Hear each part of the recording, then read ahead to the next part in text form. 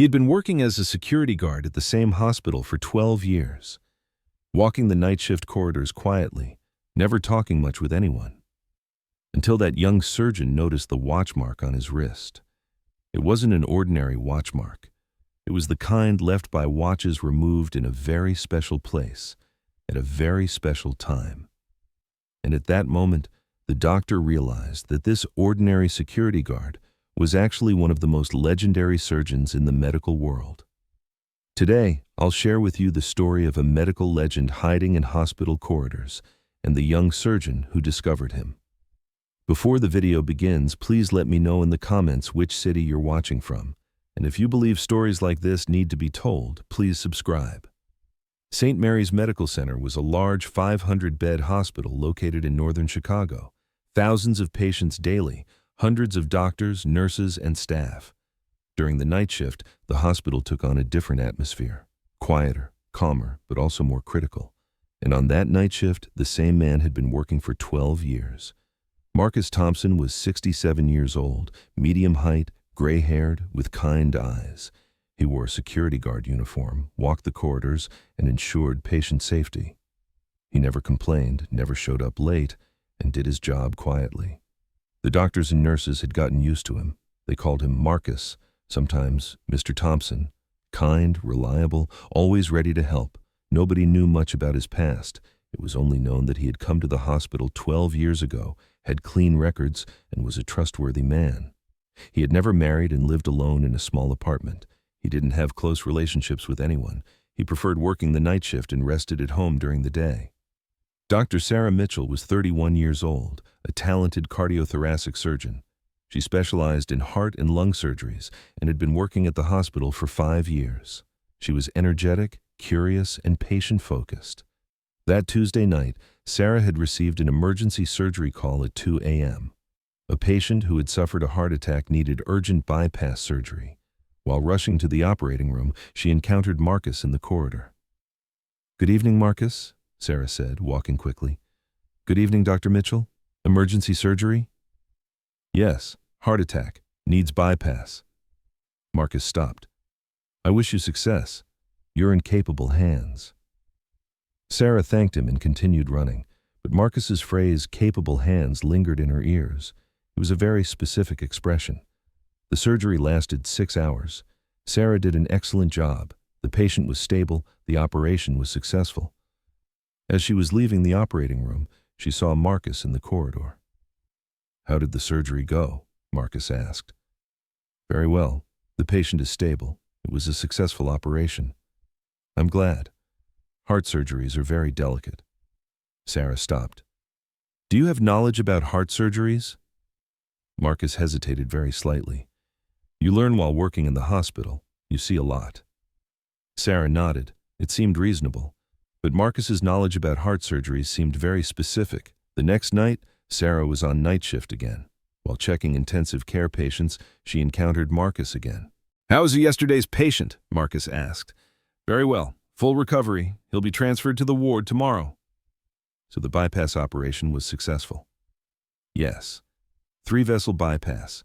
It was a difficult operation. Marcus nodded. Was it LAD, ERCA, and circumflex? Sarah froze.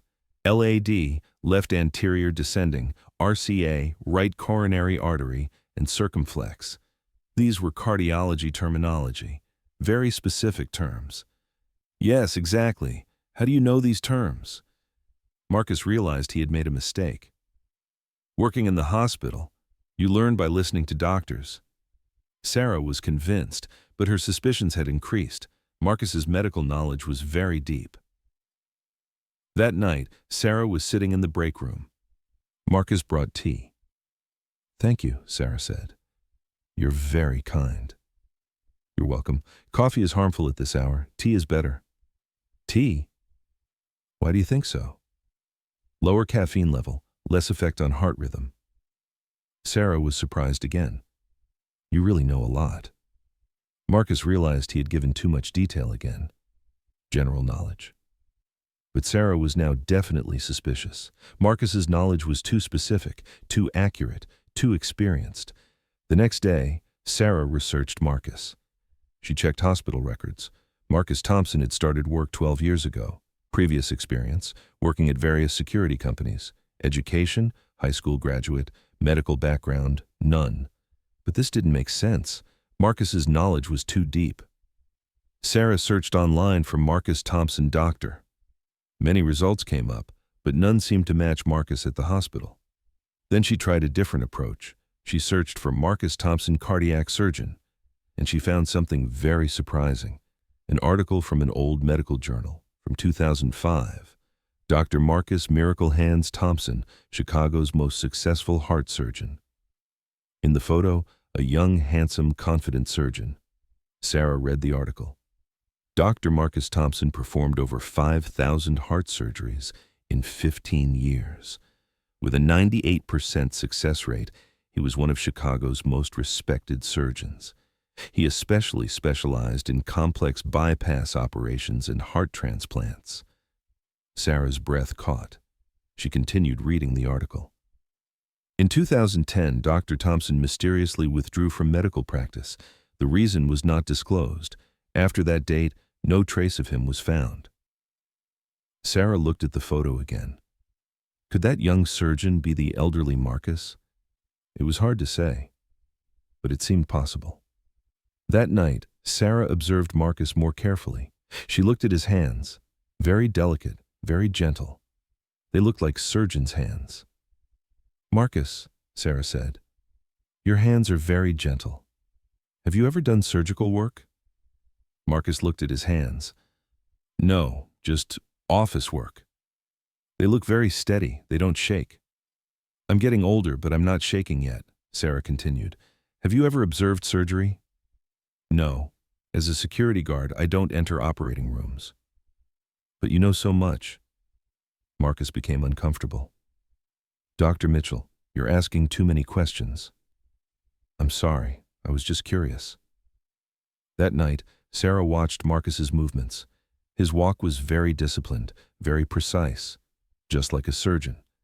And then she noticed something. On Marcus's wrist, there was a very fine white line. It was a watch mark, but not an ordinary watch mark, a very specific shape. Sarah recognized that white line. It was the mark left by a surgical watch, the kind only seen on surgeons who had worn the same watch for years. And that line indicated someone who had worn the same watch for a very long time. "Marcus," Sarah said, "what's that line on your wrist?" Marcus immediately pulled his arm back. "An old watch. I wore it too tight." "What watch?" "I don't remember. Long time ago." But Sarah was now definitely suspicious. That watch mark was left by a surgical watch, definitely.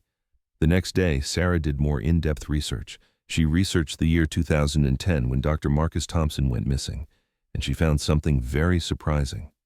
A news article. Famous heart surgeon Dr. Thompson disappears after losing patient on operating table. The article didn't give many details, but it said Dr. Thompson had lost a patient in a difficult surgery and mysteriously disappeared afterward. Sarah researched more. That patient was a young mother. A very complex heart surgery. Dr. Thompson had done everything right, but the patient was still lost. And after that incident, Dr. Thompson never practiced medicine again. He disappeared. Sarah understood everything. Marcus Thompson was the former Miracle Hands Thompson. But after losing a patient, he had stopped practicing medicine, and now he was working as a security guard. That night, Sarah approached Marcus, but this time in a different tone. "Marcus," she said, "I need to talk to you." "Is there a problem?" "No, but I know who you are." Marcus's expression changed. "I don't know what you mean." "Dr. Marcus Thompson, Miracle Hands, you're him." Marcus froze. He didn't say anything. "Chicago's most successful heart surgeon. Over 5 years surgeries, 98% success rate." "Wrong person," Marcus said. "No, the watch mark on your wrist, your medical knowledge, your hands. You're a surgeon, a very good surgeon." Marcus looked around. Nobody else was there. "This isn't the place to talk," he said. "Where should we talk?" "Rooftop in 10 minutes. Sarah nodded. I'll be there. 10 minutes later, Sarah went up to the hospital rooftop. Marcus was there, standing and looking at the city view. Hello, Dr. Thompson, Sarah said. Marcus turned. I haven't heard that name in a long time. Why are you here, Marcus? Why are you hiding? Marcus looked at the city. Because Dr. Thompson died in 2010. That patient? Yes, that patient. 28 years old, mother of 2 children, Sarah Wilson, a very complex heart surgery. Sarah listened quietly. I did everything right. Technically perfect operation, but we still lost the patient. Her heart stopped, couldn't bring her back. I'm sorry. After that day, I couldn't operate. My hands were shaking. When I saw patients, I saw Sarah Wilson. I couldn't operate anymore. Marcus took a deep breath. I suspended my medical license. I disappeared. Because I was no longer a doctor. Just someone who lost a patient. Sarah could understand. As a doctor, she knew how difficult it was to lose a patient. But why work as a security guard? Because here, I can be close to the hospital. I can help patients. Not as a doctor, but in another way. Don't you ever miss it? Operating? Marcus's eyes filled with tears. Every day, but I can't anymore. My hands, they're no longer safe. I looked at your hands. They're very steady. Physically, yes, but mentally, there's the fear of losing patients. Sarah could understand Marcus's pain. Marcus, you're still a wonderful surgeon. Losing one patient doesn't make you a bad surgeon. But that patient died because of my mistake. No, I read the articles. You performed a technically perfect operation. The patient was very complex. You did everything right. But I still lost her. Marcus, sometimes patients are lost in this job. You had a 98% success rate. That's incredible. Marcus nodded. But that 2% is very painful. The 2 doctors stood quietly. Then Sarah spoke. Marcus, have you ever thought about operating again? No, too risky. If I lose another patient, but what if you save another patient? Marcus looked at Sarah. It's too late now. 15 years have passed. It's never too late. Your hands are still very good. Your knowledge is still very deep. Sarah, you don't understand. I'm no longer Dr. Thompson. I'm just Marcus. Sarah could understand, but it was very sad. Such a talented surgeon was hiding. Okay, Sarah said. I'll keep your secret, but I want you to know. You're still my hero. Thank you. After that, Sarah's view of Marcus completely changed. He was no longer just a security guard. He was a medical legend. Sarah began talking to Marcus more. The elderly doctor knew a lot about surgical techniques. Sarah learned a lot from him. What's the most difficult part of bypass surgery? Sarah asked one day. Anastomosis, vessel connection, very delicate work. How is it done perfectly? Patience, a lot of patience and a lot of practice. Sarah found this advice very valuable. Marcus wasn't just a former surgeon, he was still very knowledgeable.